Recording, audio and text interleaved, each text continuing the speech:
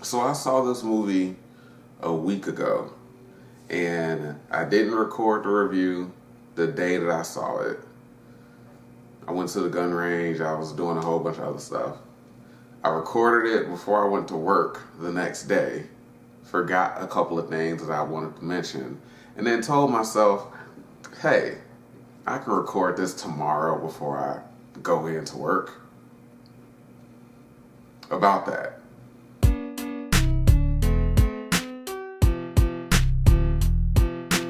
What's up, guys? This is Courtney, one half of the brothers Deconstruction here, and I'm bringing you my review for Jumanji: The Next Level. So, the Jumanji: The Next Level is the sequel to Jumanji: Welcome to the Jungle, which is a sequel to the original Jumanji movie from the 90s. It was not based on a board game anymore. The game turned itself into a video game. That's not a discussion for right now. Anyway, overall, the film is really, really entertaining, just like the first one. And the last time when I reviewed Welcome to the Jungle, I had seen Star Wars Last Jedi and Welcome to the Jungle, and I had a better time with Welcome to the Jungle than I did Star Wars Last Jedi. I didn't see Star Wars Rise of Skywalker because I didn't like Star Wars Last Jedi so much, and I'm not a Star Wars fan, so I was like, I don't like this film. I'm not going to go see the next one because I know they're probably not going to do some things that I would like to see them do or what they've kind of been leading towards. So what's the point? So I just saw this one, and again, it was really, really entertaining. It was funny. It had some heart to it, not a whole bunch, but it had some good heartfelt moments, some feel good moments in it. Overall, though, I don't want to say it's an exact retread of Welcome to the Jungle, but The Next Level does go over some of the same beats as Welcome to the Jungle, even to the point where one of the characters, the actor who plays Fridge, I cannot think of his name right now, but his character says when they realize they have to go back in the game, his character says, okay, yeah, we just go through the jungle, we get the stone, we put it atop the mountain, and then we say Jumanji, and then we're out. So they literally think that they're going to go over the same things, but then they're in, of course, the movie is called The Next Level. I think Martha, who plays Ruby Roundhouse, I think she said something about this being the next level. Yeah. It's a completely different game than what they were expecting, because they were just expecting to kind of go through the first movie again, like the first level, jungle level that they did, but this time they have a way bigger map. It's still pretty linear, but it's almost an open world map, but it's very, very linear, so they hit spots to spots. And they do a lot of retreading, like again, they have to grab some stone, get it to some point, and then scream out Jumanji. Instead of putting this particular stone on top of a mountain, they have to grab the stone and they have to get sunlight to hit it. So, I mean, yeah, they have a moment where they try to, steal it from the villain. They have a moment where they get chased by a bunch of animals. Get attacked by a bunch of animals. They even have the hippo gag again. I mean, it does retread a lot of things, but it's different enough where it's still fairly fresh. All the acting is really, really good. Again, we see some of the younger actors.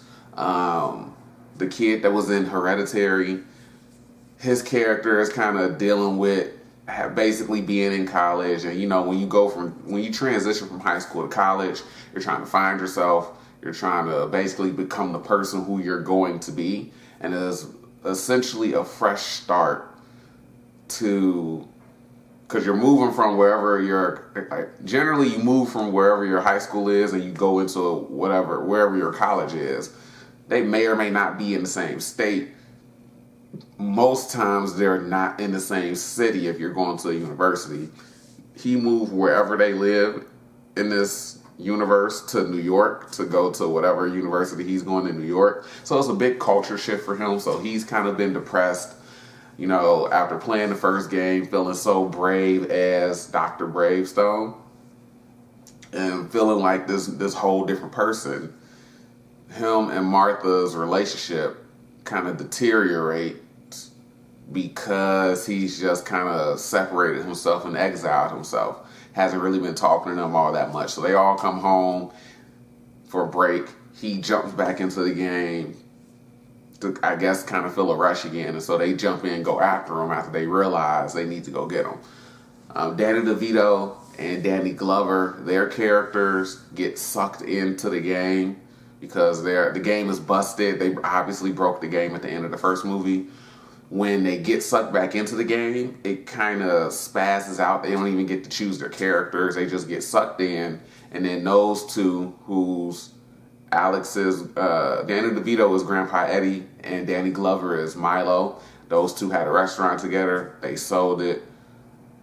There's a subplot with that brings some of the feels as well. Yeah, so they get sucked into the game, and then, you know, that's where most of the hilarity ensues because we have Danny DeVito playing, we have The Rock impersonating Danny DeVito for most of the movie. We have, or Kevin Hart impersonating Danny Glover's character. Very long-winded, like a lot of my reviews are. But that's where most of the hilarity comes from and most of the funny moments come from, is that these characters impersonating these actors. The kid who plays Fridge, he ends up being Jack Black's character. And I think it's kind of funny when a white actor tries to impersonate a black actor. Like, you can tell they try to change their voice and it gets more, yo, man. It's a little cringeworthy, especially when Karen Gillan, there's a point in the film where they switch characters unknowingly, and Fridge is in Ruby Roundhouse's body now, and the way that Karen Gillan is delivering her lines it's a little cringe, I'll just say that. Overall, the film is funny. It's entertaining. I say go see it. There's even a surprise. I totally forgot that Awkwafina got cast in this film. So she's one of the new characters in the game now. And then there's a horse. Nick Jonas's character is back. Casey, I don't think his name isn't Casey. It's oh my God, what is Tom Hanks' son's name? Whatever. He plays Nick Jonas's character again. The girl who plays Bethany, who was normally Jack Black's character, she's a horse now because, and a Pegasus at that, a horse with wings. Spoiler alert. Because there's a moment at the end of the movie for that. But yeah, anyway, these actors kind of come back as the same characters, but there's a moment where they all have to like switch back into their regular characters and then have moments where Danny DeVito and Danny Glover get two different characters and things like that. But Awkwafina even did a good job in her role. Overall, like I said, the acting is good. The film itself is entertaining. That's really all I can say about it. But there are moments where it's like, didn't we kind of already see this? But it's just a different setting switched around. So yeah, that's really all I can say about it. It's an entertaining movie, even though it does kind of seem like they're just doing the first movie over again in certain parts. So yeah, that's my review for Jumanji: The Next Level. Again, I say it's an entertaining movie, so you should probably go see it. As always, guys, thanks for the support, whether it's 1, 5, 10, or 100 views. I just watched Dolomite Is My Name, so I'm going to be recording that review next. And look at my dumb ass now, getting my Dolomite review up before this one. Yeah, I'm bad at this. And then I'll get that up as well this week. And as always, I'll catch you guys later.